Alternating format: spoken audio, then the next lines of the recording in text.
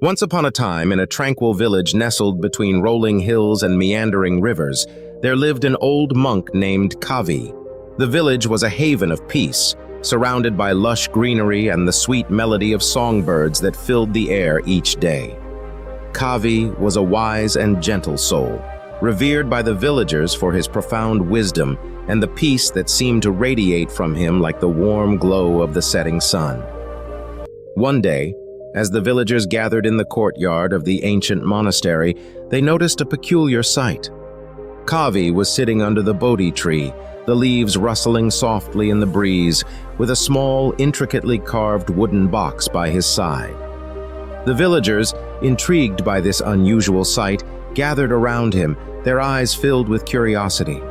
Kavi looked at the crowd with a warm smile and began to speak. "Dear friends, today I wish to share with you a tale that has been passed down through the ages.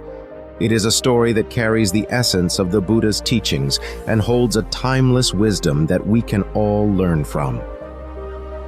As the villagers settled down, Kavi opened the wooden box and revealed a delicate golden key.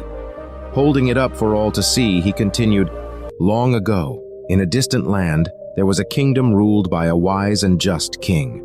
The king possessed a mysterious treasure, a locked chest that had been in the royal family for generations. Legend had it that within this chest lay the key to ultimate happiness."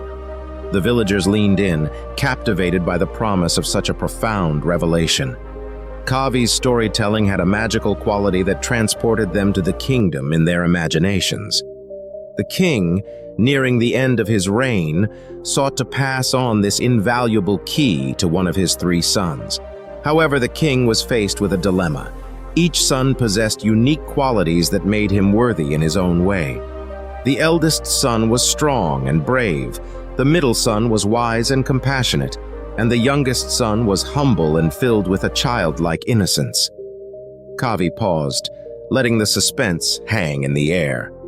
The villagers exchanged knowing glances, eager to discover which son would receive the key to ultimate happiness. The king decided to set a challenge for his sons. He summoned them to the royal court and handed each of them a precious lotus flower. "Take this flower," the king said, "and go into the world. Plant it where you believe it will bloom most beautifully and return in 1 year's time." The audience listened intently, envisioning the 3 brothers embarking on their journeys with the lotus flowers in hand. The eldest son, driven by his strength and ambition, sought out the most fertile soil in the kingdom. He believed that only the richest soil could nurture the most beautiful lotus. The middle son, guided by wisdom and compassion, chose a humble village where he could share his knowledge and help the people. The youngest son, with his childlike innocence, simply wandered, allowing the winds of fate to guide him.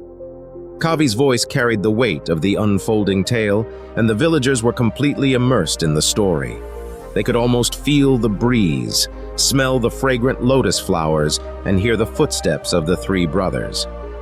As the year passed, the 3 sons returned to the kingdom. The eldest son proudly presented a lotus with magnificent petals. The middle son offered a lotus surrounded by a garden of blooming flowers, and the youngest son, with a smile of pure joy, presented an unassuming lotus that seemed to glow with an inner light. The crowd held their breath, eager to know which son would receive the key to ultimate happiness. The king, after careful consideration, handed the golden key to the youngest son. The villagers were puzzled, and the king explained, "My dear sons, the key to ultimate happiness lies not in the external beauty of the lotus, but in the heart of the one who planted it. Your brother, guided by innocence and humility, understood that true happiness comes from within." Kavi's words resonated with the villagers, and a thoughtful silence enveloped the courtyard. The tale had touched their hearts, and they realized that the key to ultimate happiness wasn't an external prize, but an internal journey. The old monk, sensing the impact of the story, continued, "Dear friends, the essence of this tale mirrors the teachings of the Buddha. True happiness is not dependent on external circumstances or possessions. It is a state of mind cultivated through wisdom, compassion, and humility. Just as the youngest son discovered the key within himself, we too can unlock the door to happiness by looking inward. The villagers sat in quiet reflection, absorbing the wisdom of Kavi's words. The sun began to dip below the horizon, casting a warm glow over the monastery courtyard. As we go about our lives, let us remember the lesson of the lotus and the golden key, Kavi concluded, his voice gentle yet resonant. May we cultivate the qualities of humility, compassion, and wisdom, and in doing so, discover the true source of happiness within our own hearts. The villagers, grateful for the wisdom imparted by Kavi's tale, dispersed with a newfound sense of purpose. The story had not only entertained, but had also planted seeds of contemplation in their minds. As Kavi watched the villagers return to their homes, he knew that the timeless tale of the lotus and the golden key would continue to echo in their hearts, inspiring them on their own journeys toward happiness and inner peace.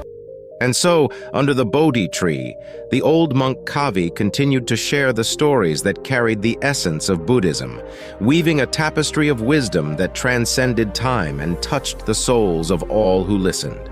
The sun set, and the tranquil village embraced the night, cradling the ancient teachings in the gentle embrace of its rolling hills and meandering rivers.